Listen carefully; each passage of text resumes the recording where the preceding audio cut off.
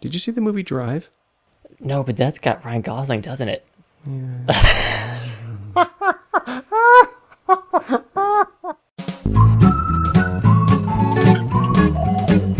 Hi, how are you? Not too bad. How are you, Jay? Groovy, thank you. Awesome. It's been a couple weeks since we've spoken. What's new? Well, I visited my folks in Oh, North yes. Carolina. Yeah. Solstice, Yuletide, winter family time. Yes, sure. Yeah. How'd it go? About the same as Thanksgiving, I guess. That doesn't bode well given what I remember because you encountered the Spanish Inquisition at Thanksgiving. Well, okay, so excluding the Spanish Inquisition part. Okay. So they still fucked up my pronouns and called me by the wrong name. Oh, these are the wrong pronouns. Oh, that's part's a surprise? That part is a surprise. We've been focusing on the fact that they've been using your birth name solely. Yeah. I didn't realize they were stubbornly calling you he and him. Yes, yeah. I guess they, as my mom put it at Thanksgiving, you will always be my son, I think she said. And that hasn't made for any awkward conversation around people that are using the correct pronouns and name. I feel like I'm harping on this, but it No, no, just no. seems so inevitable when you've got, I don't know, upwards of 8 people around a table. Only 2 of them are calling you one thing and using a different set of pronouns. Right. So indeed, on December 24th, we went to a relative's house for a meal. And there were 12 people there. And they all got my name right and pronouns such and so on.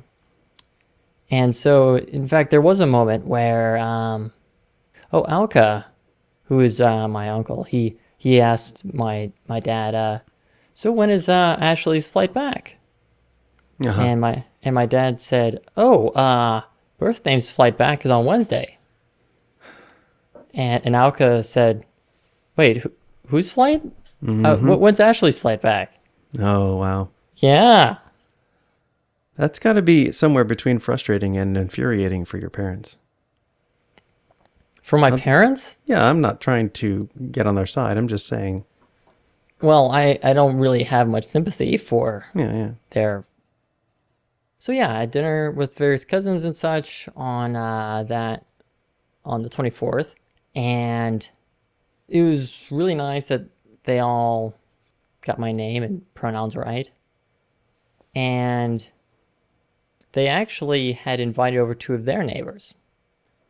A couple who were in their 80s, I believe, but Wow. really, husband and wife, Val and Eleanor. They're just people who are young at heart. They don't look like they're over 60. I mean, Oh, nice. full of life. Okay. Yeah. And I'm kind of hearing this secondhand. In fact, it was my dad who told me this anecdote.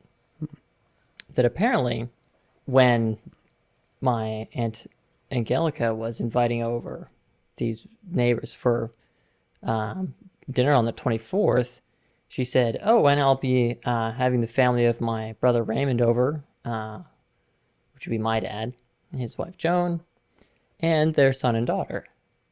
Rock on. I was like, hooray! So, of course, when my dad was telling me this anecdote later, it was hard to get a read on him. Obviously, he was telling me for a reason, but I'm not sure if he found it weird.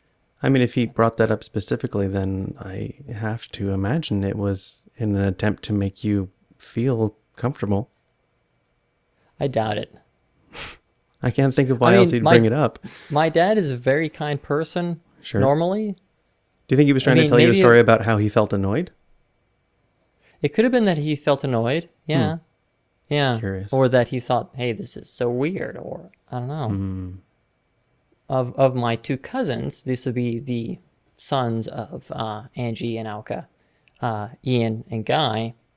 Guy is maybe 25 or so, and he is he's in pretty good shape. He's about my height or so, but thinner than I am.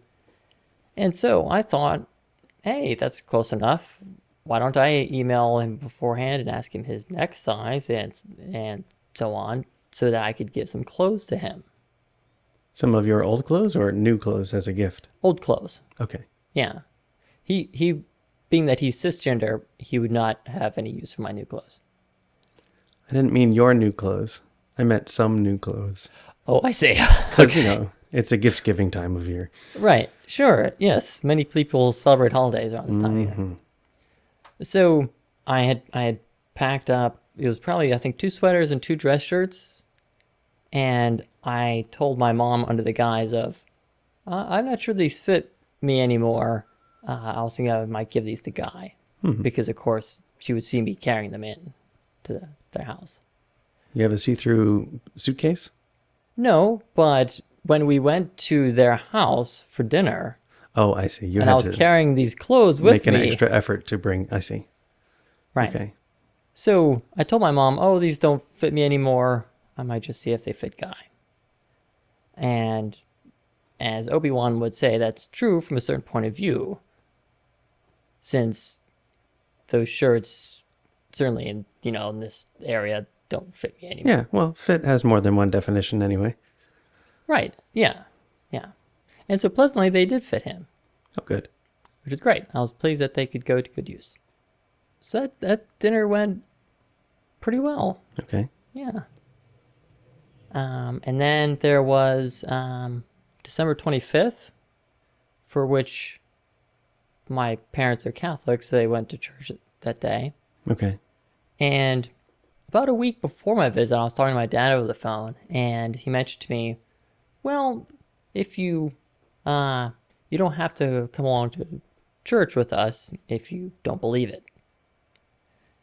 As an allusion to my atheism. Right. That's generous. Yeah, and ordinarily that would be surprisingly tolerant. But, so he mentioned that twice during that call, so it was more than offhandedly. It was as if he wanted to make sure I understood that. And then, I think the day before, so on the afternoon of the 24th or something, he mentioned that again to me. What did you say the first time? Okay, thanks. I won't go? I couldn't quite remember what my response was at the time. Probably something like, oh, that's very accommodating. That's very open-minded of you, something along those lines. And I sort of put 2 and 2 together in the sense that I came out to my parents as an atheist in 2008. So about 4 years ago. Depends on what part of 2008. It was the summer of 2008 for my dad, and I think it was the winter before that, so like fall 2007 for my mom, I think. Wow. Wait, why? What? What? What? Wait, I don't what? know. Maybe your family just has completely different expectations of communication, and I feel like I've said this before, but you'd have to assume that if you told your parent one thing, the other one would know pretty quickly thereafter. Well, this is probably neither here nor there, but I mean, just as sort of a reference point or whatever. So in 2004, during the presidential elections, my parents are staunch Republicans. Sure. And I decided that I would write them a letter urging them not to vote for Bush in 2004. I think I remember that. Yeah. And my dad, he's very much a fiscal conservative, and he's also a social conservative, which is kind of a bummer. Sounds that way. But I knew that he and I had common ground on civil liberties. So I wrote the letter in the context of the Patriot Act and a lot of the stupid shit that's in there.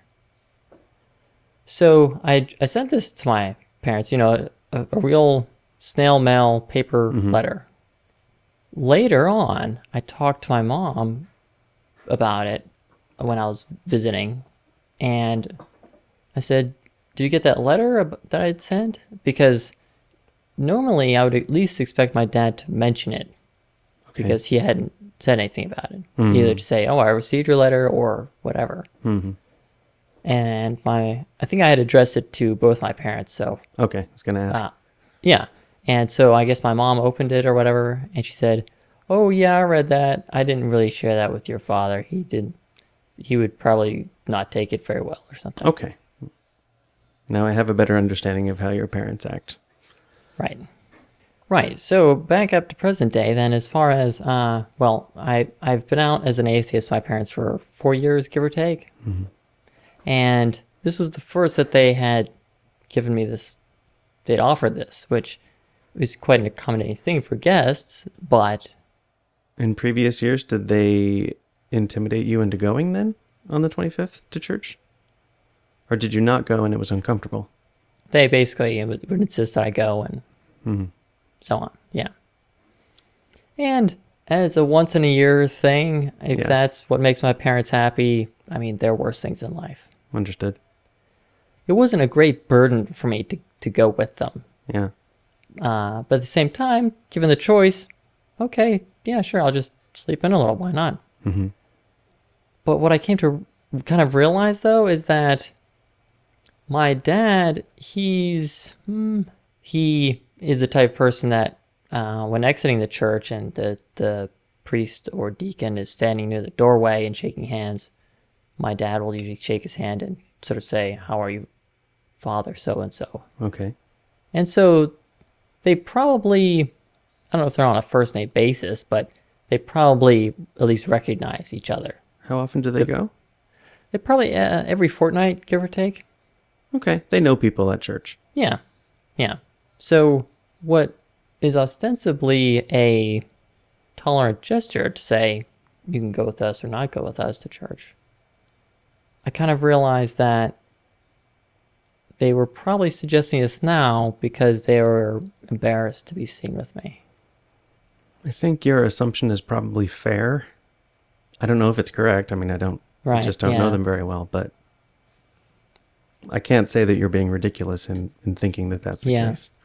Part of what made me think it was sort of the combination of having come out to them years ago, and this is the first that they suggested it, and as well that my dad basically mentioned 3 times offhandedly about, hey, you don't have to go if you don't believe in it, as if,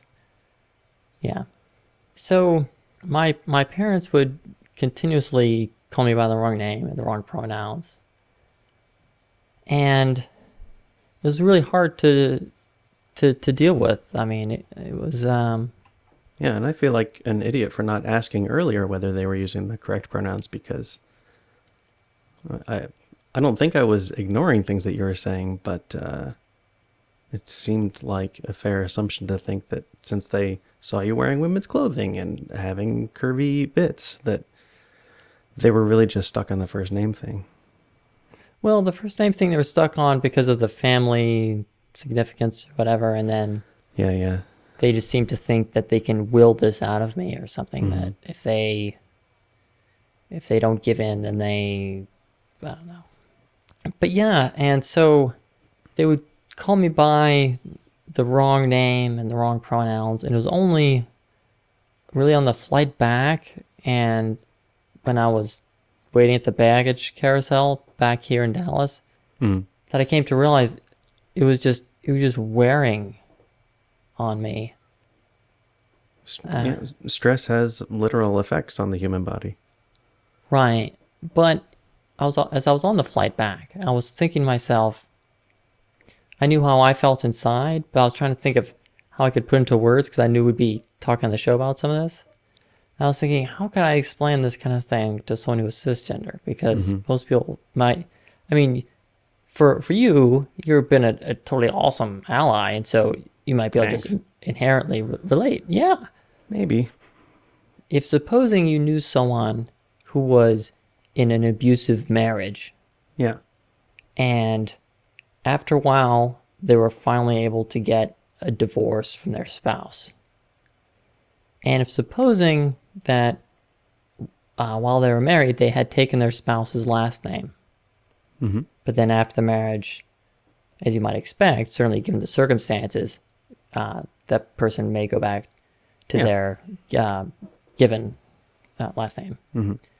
So it would be one thing if, supposing someone was married for many years and people were used to this person's new last name, people may slip up now and then. And I would imagine that if someone said, oh, I'm sorry, I got that wrong, that you could forgive that kind of thing. But if supposing someone consistently and repeatedly used the name of your old last name during the abusive marriage, it would just be really, that'd be a really hurtful thing to do.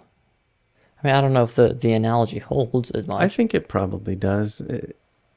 It's got to be statistically less frequent that people use someone's last name anyway. So it's not going to happen as often. I guess the hardest part with respect to the name thing, I mean, like all families, we have sort of good-natured ribbing and so on among each other. Okay. And so, just to give an example, using my name as it is currently, after dinner, for instance, supposing my dad were to say, "Well, you couldn't possibly fit in a piece of chocolate cake, could you, Ashley?" Uh-huh. And I would say, "Oh, I guess I could fit in a piece," just kind of kidding around as families do. And so when instead my dad says, "Oh, you couldn't possibly fit in a piece of chocolate cake, could you, birth name?" Then the good-natured ribbing typically traditionally has a good-natured reply and retort. I'm just like, yeah, oh, yeah, I could, sure. And it's just, Instead of looking around and be like, who are you talking to? Which would be the totally understandable but maybe passive aggressive alternate response. well, it's that feeling like, well, it's just a hypothetical thing, but you can imagine that if you were feeling, run down and kind of sick, but you had this job interview that you couldn't pass up, you had to go to it, and you had to appear cheerful and helpful. Mm-hmm. You can sort of imagine that it could be kind of trying to put on the happy face, as it were, when you're feeling kind of rubbish. But that's what it was like, though, with these kind of back and forth things. And so I tell people about this, and people will almost always say something like, "Oh, just give them time." Mm-hmm. And I think that's a kind-hearted reply or what have you. And I'll usually reply saying something like, "Yeah, maybe they just need some time."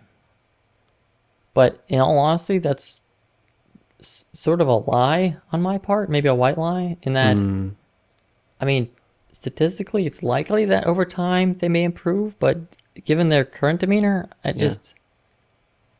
not even seeing the light in that tunnel. It's just, I'm just really trying to figure out what I can do to help them get there. I wish I could encourage you and tell you that they probably just need some more time also, but I honestly have no idea. Right. I mean, some people never learn. And I've lived long enough to know that you can't change a person's mind about something. You can't force someone to change their mind because cognitive dissonance will get in the way. If not other things, yeah. Right, sure. In my experience, the best you can do is be there with detailed information when they seem open to changing their mind. Right, yeah. Like, I could never convince your father that supply-side economics is a crock of bullshit. Right. Even though I, quote-unquote, know that it is. The fact of the matter is that national economics are ridiculously complicated.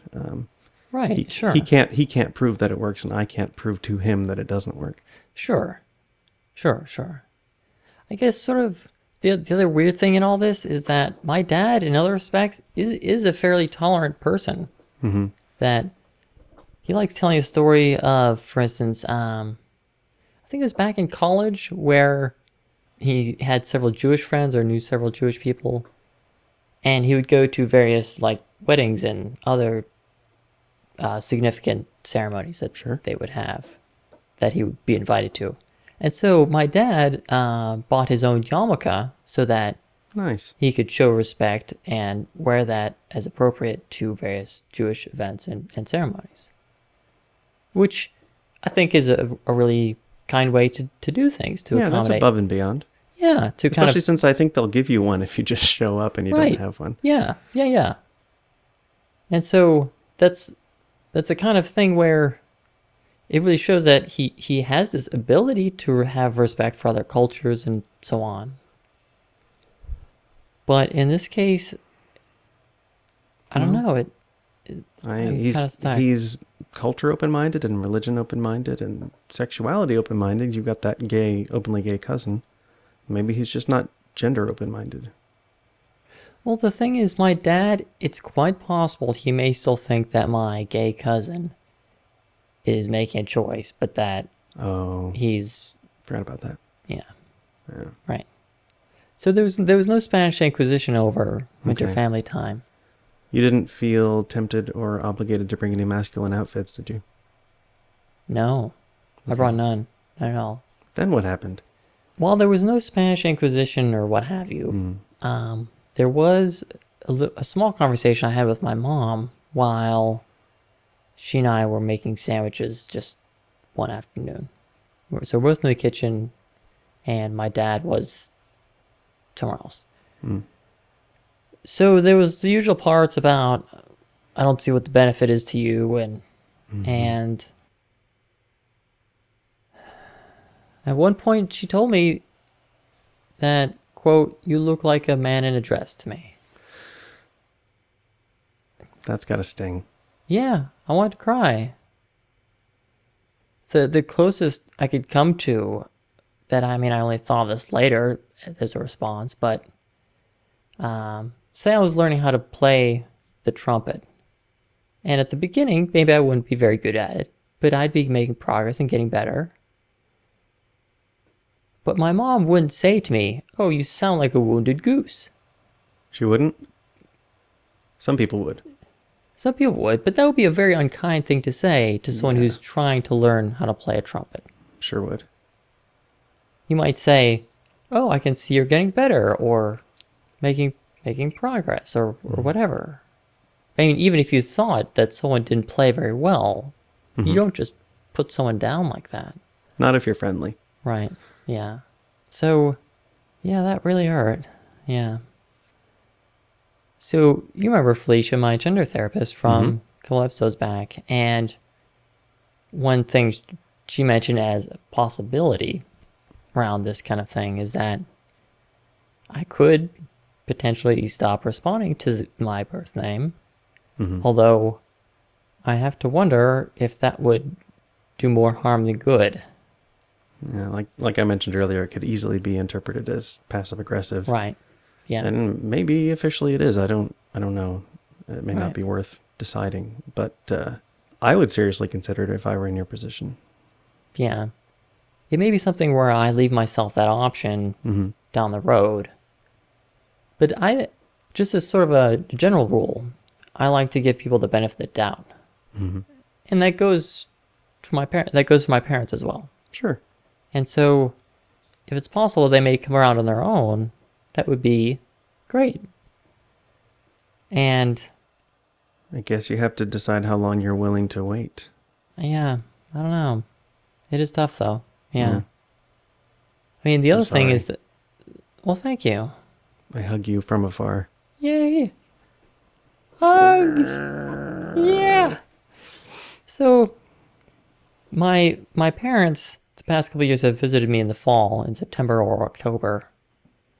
So it's occurred to me that, especially if I see a speech therapist and get my voice a little better, and of course my hair will grow out and so on, it may well be possible that by 9-10 months from now, that I may be able to pass even more of the time. Yeah. And so I can't help but wonder, even at this point, if my parents visit, and if I take them out to a restaurant, will they out me as soon as they start talking? How would they do that? Things like, when the wine comes, if we order wine, and my mom or my dad may taste the wine, and then my dad may say something like, "Oh, and he would also like a glass," or something. So that's, yeah. What would you do if that happened? I have the choice, I suppose, that I could either go out to eat with them, or I could make dinner at home. The tough part is deciding sort of ahead of time what to do. Just since it's a matter of trying to guess how things would go if we would go out, and then acting accordingly beforehand. But yeah. And if I remember right, you talk to your parents on the phone maybe every other week or so. And so Yeah. you'll have 20 Yeah. conversations between now and then, Right. which might help you decide better. That's true. Yeah. Yeah. Yeah.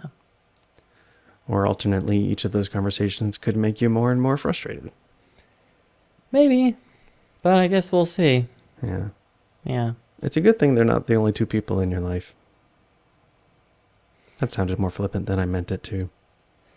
No, I know what you meant. I know what you Okay. meant. Yeah, yeah. And in fact, it's especially those first few days when I was home, it was even more weird when they would call me by the wrong name. Yeah. Just since I am full time, and in Dallas, I'm out to effectively everyone. Right. So no one has called me by my birth name in months. Yeah. I'm just not even used to responding to it anymore. So that was especially weird. But A while ago, when you were talking with your dad about coming out at work, he said something along the lines of, well, if it comes time to lay people off, you'll be the first to go. right, And then not too long thereafter, you were laid off. yeah, yeah. Although, as far as I know, it wasn't, you weren't the first to go among a group of people. You were the only one let go? Because you that's my were the only understanding. person on your UX team, and they decided they couldn't afford a UX team anymore, right? Well, they didn't go into specifics. It seems that they need to cut costs, and it was not conveyed to me the manner in which they decided that I Yeah, was. oh, okay. Yeah. So, how did it go telling your parents that you got laid off? They were actually quite sympathetic. Hmm. And I was actually kind of concerned making that call to my dad, just because he could have been like, "Oh, I told you so." Right. But no, he was very nice about it, and Okay. so yeah, I give him credit for that.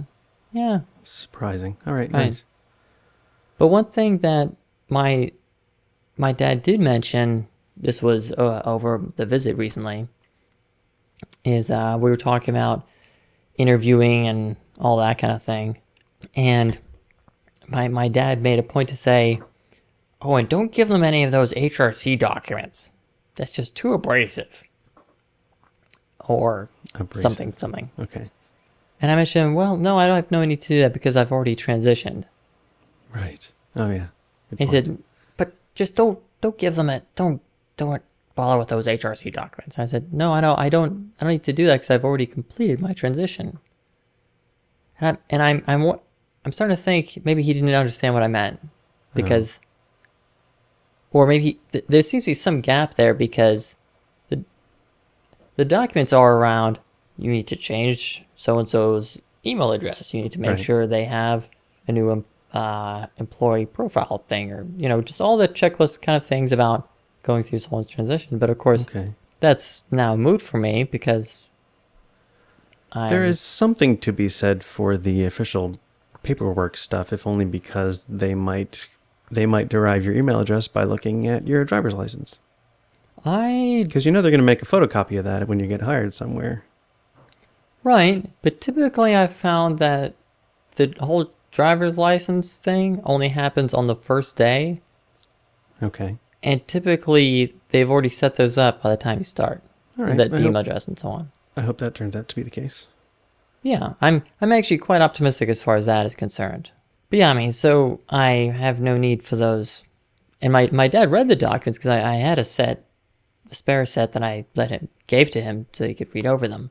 So he read through them, but he seems not to understand that I'm not going to go back to being in drag again and do this all over again. Have you used the phrase full time around him? I don't know. Okay. That might help hammer That it might home. help, yeah. I'm full time now. Right, that could be good, yeah. Like, supposing his computer had a problem with Microsoft Excel or something. Okay. And because I'm the computer person in the family, my Oh, are dad, you? Okay. well, they think that, like, oh, you work with computers at your job? Oh, you must be in IT. And Right. I've got this virus. Fix it. Right, yeah. So, and I'm happy to help. At the same time, my dad, he tries to learn about things that I talked about computer stuff, and certainly with debugging. But with respect to me being trans, I just want to ask him, what is in your head? Or, I mean, not in those words, but what did you think I was trying to convey there? Because there's always some gap between reality and what my dad is thinking. Have you tried to get him to watch any documentaries or even fictionalized accounts of transition that you think do a pretty good job of illustrating the reality of the situation and maybe help fill in those gaps that way? I don't know if there are any. I mean, there's, for instance, Becoming Chaz. You may have heard of that one. No. About Chaz Bono? I've heard of Chaz Bono, yeah. Yeah. But my dad doesn't really watch television. I mean, he'll watch maybe some sporting events now and again. Oh. But he doesn't really, it's not really his thing, I guess. He may sit down and watch something if you ask him nicely, too. Yeah. I mean, on the other hand, I have also given my parents a couple books on the topic, although I'm pretty sure those are either in the rubbish or just sitting on the shelf on Reddit. Yeah, movies take less time than a book. Right, yeah, that's true, yeah. One of the things I tried to do when I was with my parents is, are you familiar with the television trope of petting the dog? Is it like saving the cat? Yes, it is a synonym for saving the cat. It says, this term was coined by cynical screenwriters, basically meaning, show the nasty old crank petting a dog, and you show the audience, aw shucks, he's all right after all. Oh, okay. That's not really a synonym of saving the cat, but yeah. Yeah. And it goes on to say that this is often used to demonstrate that a jerk-ass is really a jerk with a heart of gold, or, if more limited, that the character is goal-oriented rather than sadistic. Okay. Of course, it was coined in the sense that you may have some sort of villain person or someone who seems like a villain, but then they pet a dog. It's like, oh, he's all right. Or she. Let's see. Oh, it says Captain Von Trapp has many of these moments in The Sound of Music, but most notable is his sudden affection to his children when he returns home, finds his children singing, and suddenly sings with them and then to them. In the sense as it pertains to me, I suppose, I try to just kind of help out around the house, maybe more so than I would otherwise, just to kind of reinforce my parents that I'm still the same loving daughter they've had, and I'm just trying to really maintain a good, friendly rapport and all that. Yeah. How is the job hunt going, and did your plan to pre-announce your trans status To lampshade it? To lampshade it, did that pan out the way that you planned? I did have a preliminary call with a company in the area the other day. Okay, good. And it was for a contract to hire position, which is still pretty good. And so I had this preliminary call with sort of the two founding people. Okay. And toward the end of the call, I did mention something along the lines of, although my voice may belie this, I am also transgender, by the way. If that makes any difference. Okay. And so what the response was, something like, no, doesn't make any difference. That's no problem at all. And did you worry at all that they misunderstood the word, as so many people in your life have? No, I didn't worry. Okay, good. Because people under 50 usually at least understand what the word means. All right. And from what I could tell, these guys seem to be in their 40s or so. That was just kind of a guess. And so, of course, it's one thing to hear that over the phone, but then if I never heard from them again, that would kind of be a bad sign. But actually, I'm having lunch with one of the company people on Tuesday. Super. Yeah. So that, it was kind of nerve-wracking to me because as part of this preliminary call, he said, well, why don't you give me a call next week and we can have lunch or get coffee or something. And so on about 3 or 4 days ago, I had emailed him saying, hey, do you want to get coffee on such and such time or whatever? And I hadn't heard from him for a couple of days, so I was thinking, well, has he decided to just give up on me? But no, he did reply. I was just, I guess, impatient.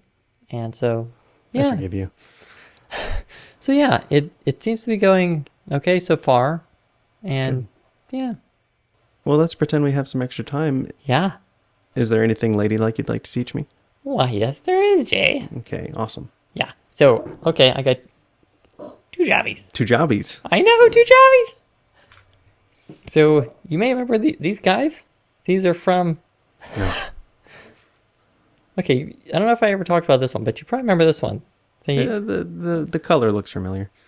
This is Two-Faced, spelled... Shadow insurance. Yeah. Yes! Awesome!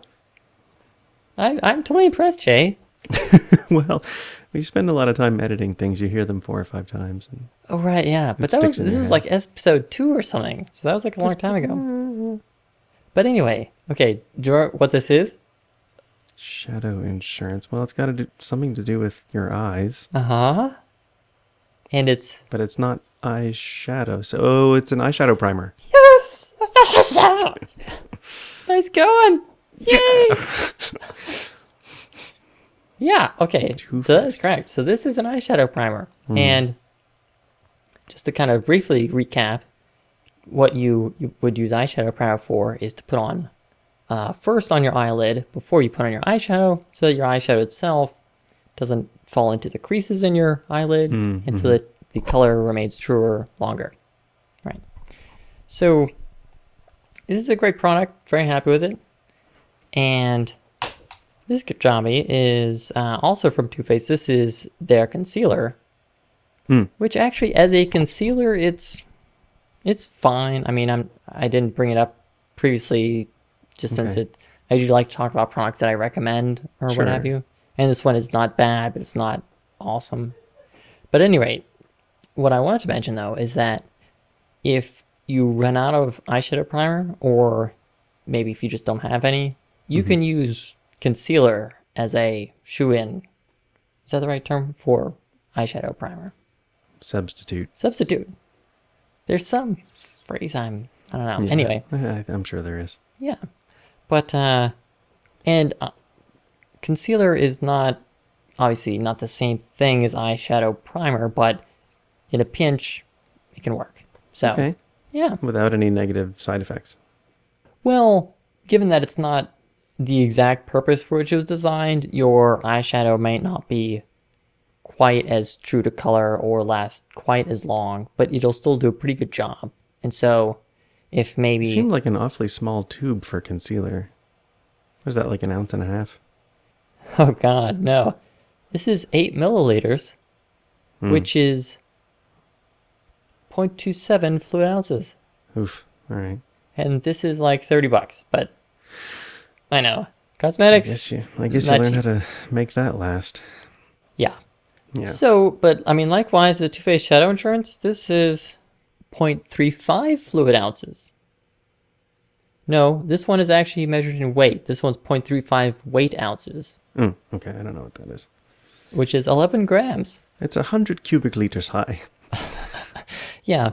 Anyway, so it's not a large tube, but I mean, this one has lasted me many, many months. But having said all that, maybe if you're a college student and you don't really have the finances for eyeshadow primer, if you have concealer anyway, you can use that in sort of a pinch. Okay. Well, as a college student, I didn't have the finances for a Taco Bell. I wouldn't even imagine trying to have a makeup routine.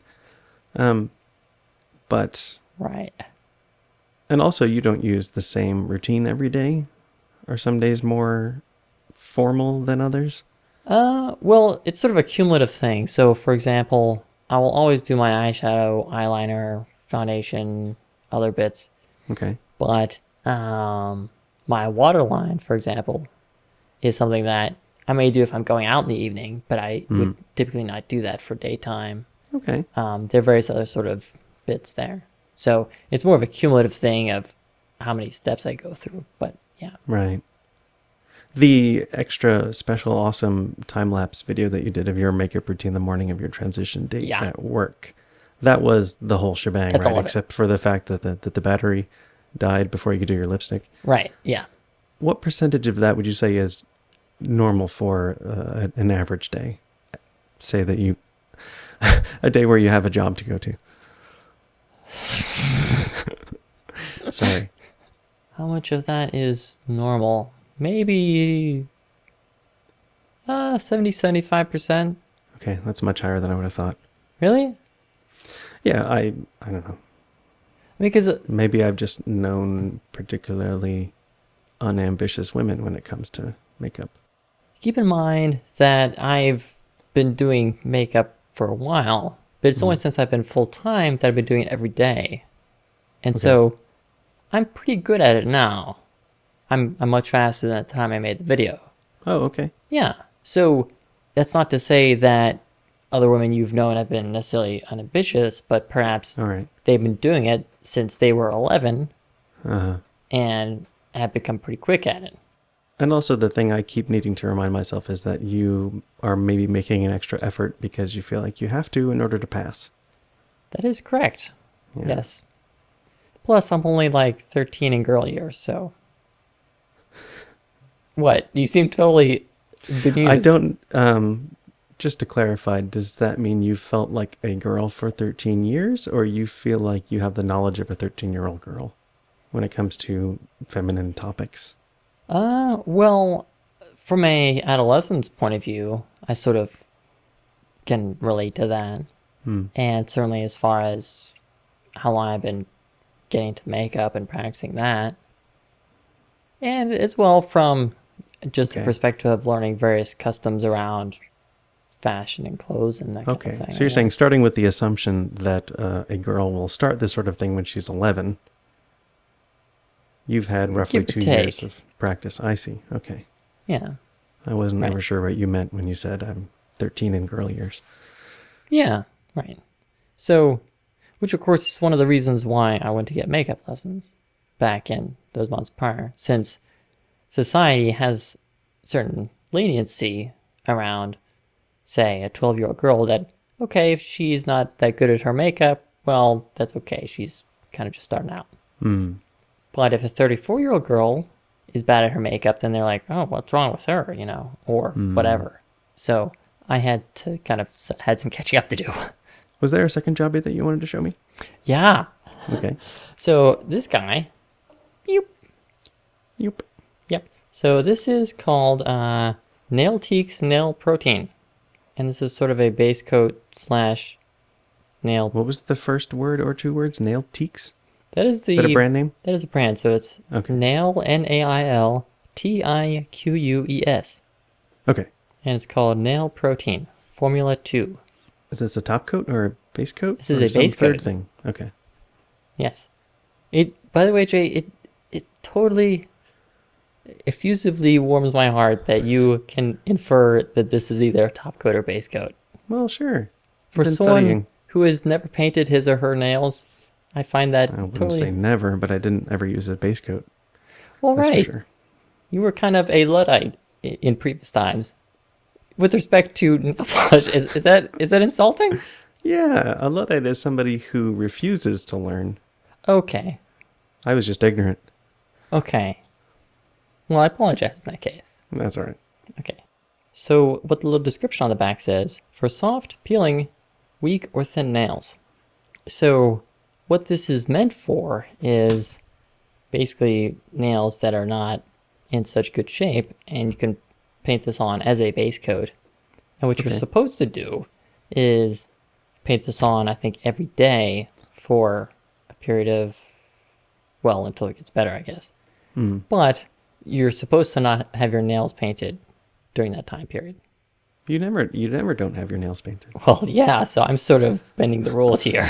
I see. Because my nails, well, on my right hand, anyhow, these were kind of coming off in layers, like how shale does, if you know what I mean. I can imagine.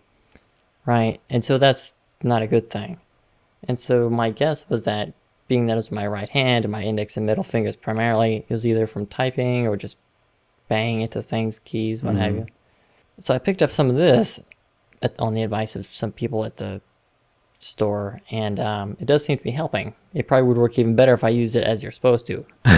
Okay. But I'm too vain to not have my nails painted. Yeah. How can you tell that it's working? The chipping nails thing is not as bad. Okay. And my nails are lasting longer. I mean, okay, this is not such a The great color, you mean? Yeah, yes, the color. This color is not such a great example, just since I painted these last night, last night. So, the fact that they're not really chipped is not a surprise. But I did paint my nails before going to visit my parents, and that lasted through most of my visit. Okay, great. Yeah. So, Thanks for that. right. So if you have nails that are not in good shape, this could be worth a shot. Yeah. Sweet. Beep, beep, beep, beep, beep. Yeah. Well, thanks for everything, Ashley. Oh, it's my pleasure, Jay. Good. Yeah. Let's talk again soon. Yeah, let's do that. Yay. Good night for now. Bye.